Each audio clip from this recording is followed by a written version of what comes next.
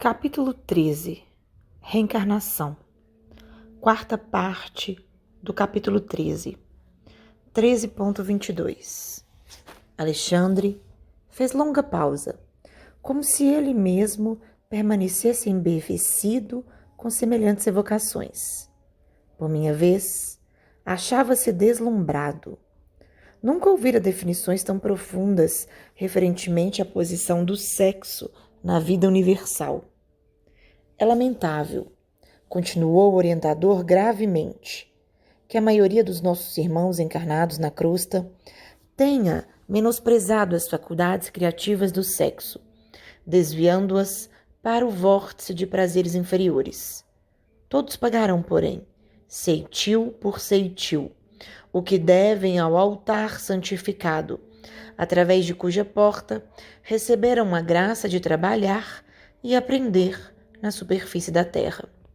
Todo ato criador está cheio de sagradas comoções da divindade, e são essas comoções sublimes da participação da alma nos poderes criadores da natureza, que os homens conduzem imprevidentemente para a zona do abuso e da viciação.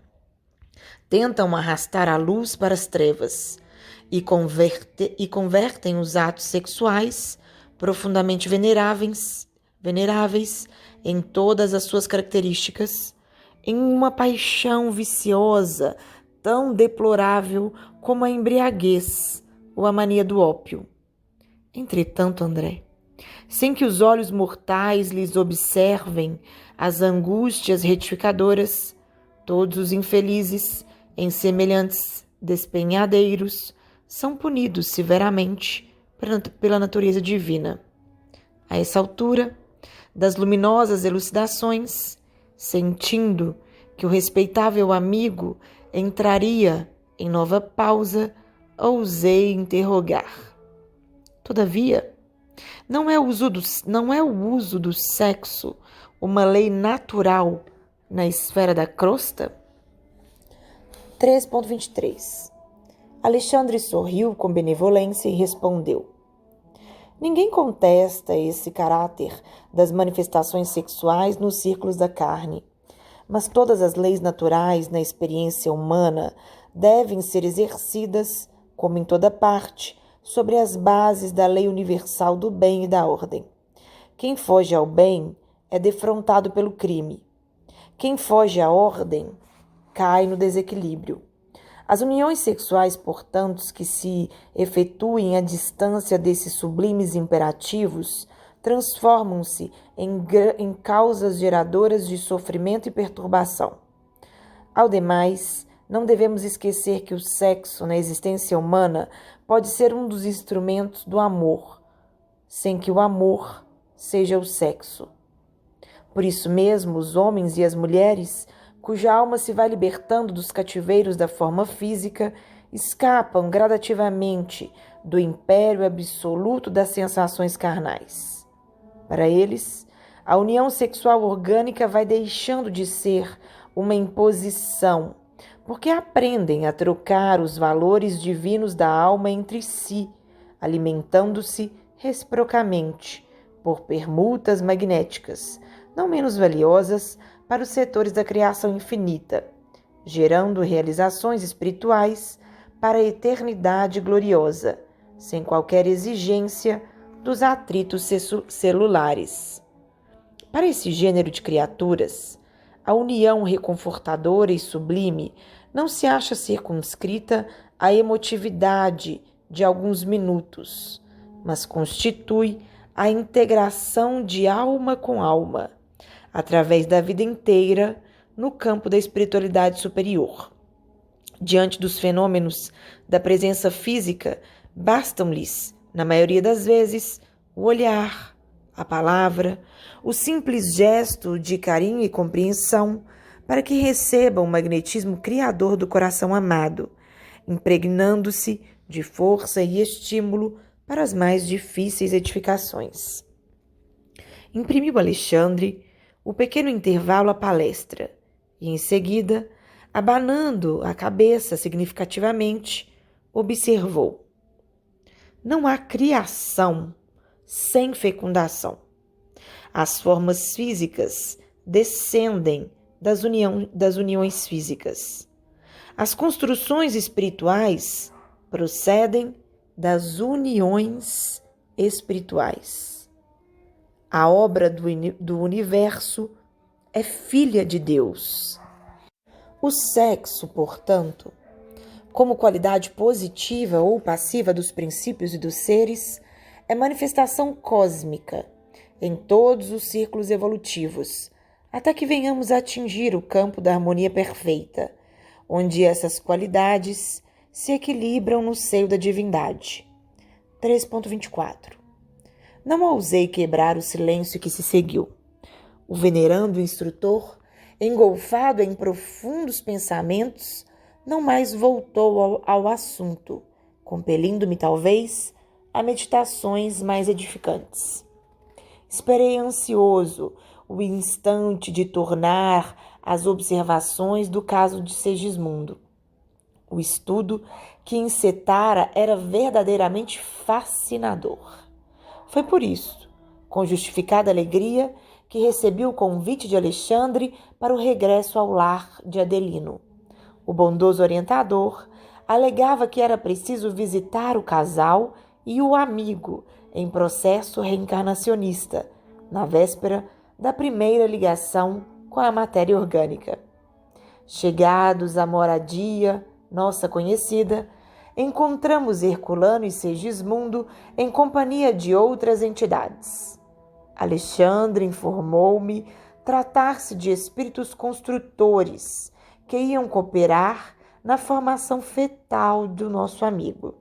Como da outra vez, banhava-se o ninho doméstico na luz crepuscular, mantendo-se a pequena família no mesmo ato de afeição.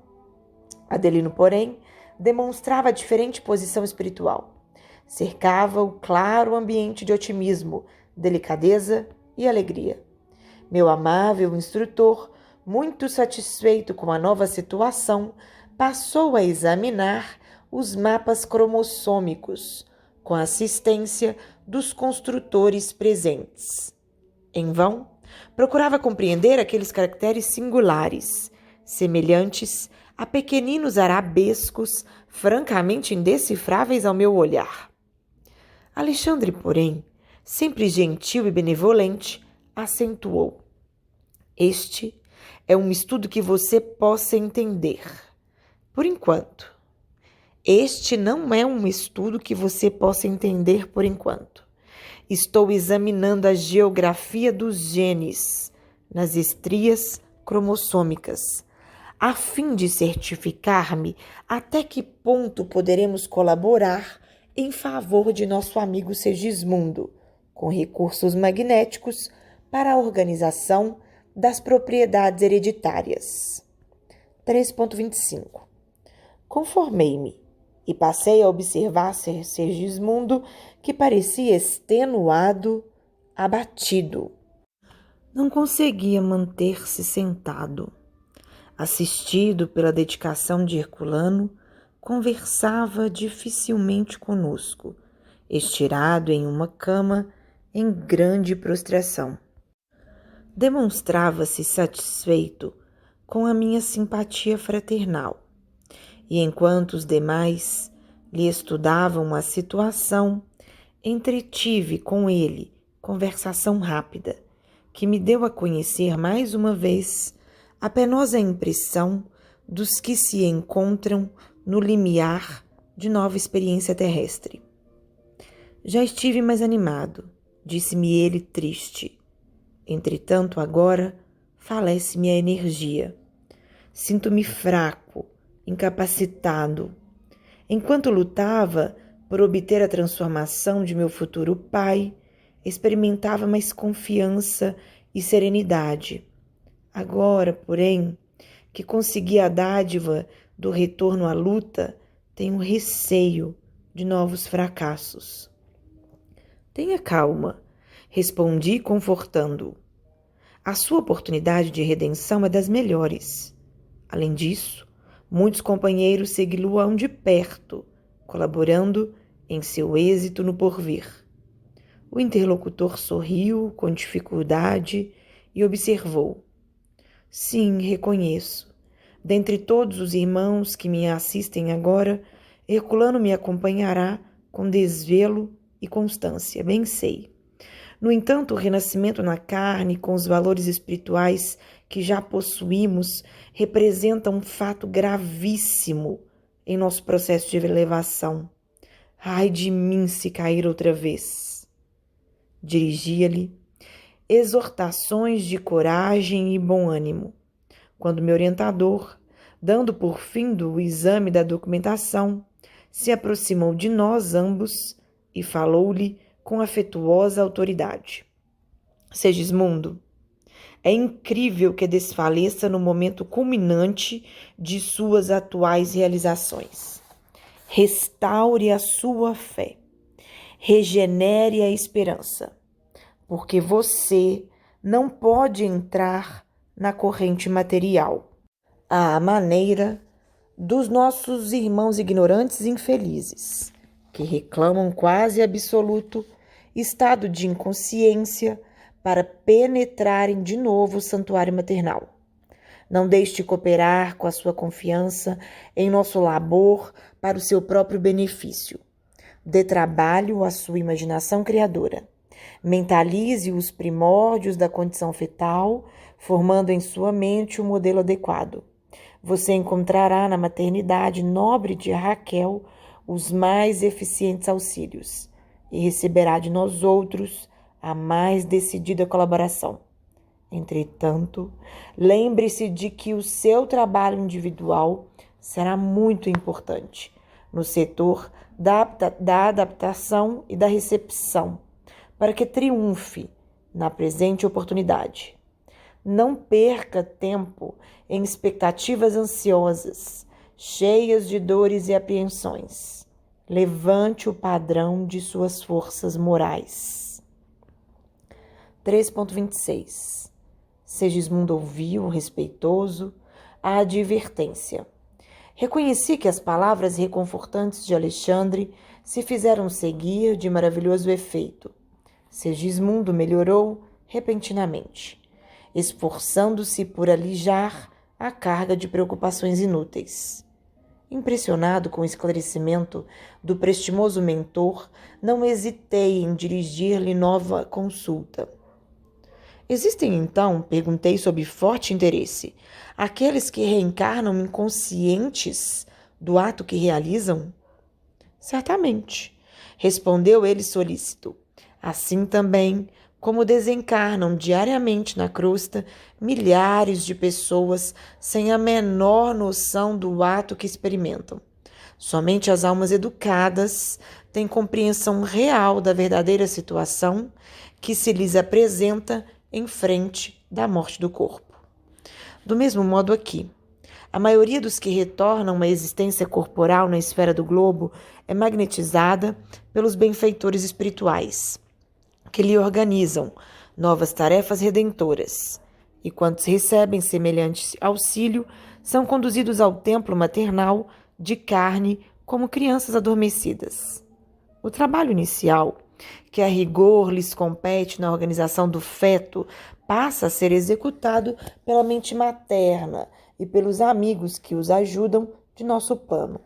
São inúmeros os que regressam à crosta nessas condições, reconduzidos por autoridades superiores de nossa esfera de ação, em vista das necessidades de certas almas encarnadas, de certos lares e determinados agrupamentos.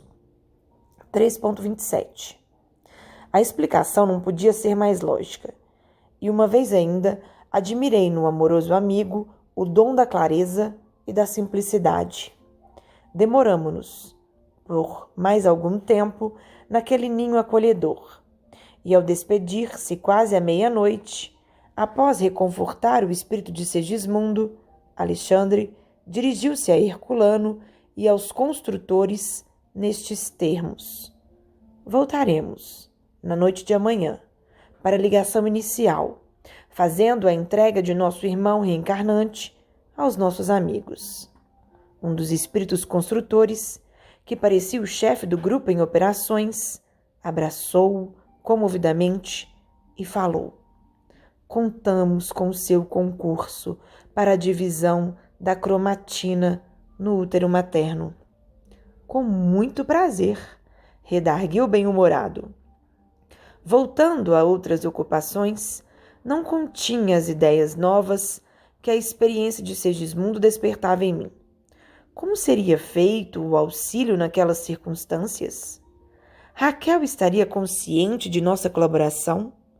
Como interpretaria o casal as atividades de nosso plano caso viesse a conhecer a extensão de nossa tarefa? Alexandre, porém, incumbiu-se de interromper minhas indagações interiores, acrescentando como se estivesse ouvindo os meus pensamentos. Em caso dessa natureza, André, a nossa intervenção desenvolve-se com a mesma santidade que caracteriza o concurso de um médico responsável e honesto ao praticar a intervenção no parto comum. A modelagem fetal e o desenvolvimento do embrião obedecem a leis físicas naturais, mas ocorre na organização de formas em outros reinos da natureza. Mas, em todos esses fenômenos, os ascendentes de cooperação espiritual coexistem com as leis, de acordo com os planos de evolução ou resgate.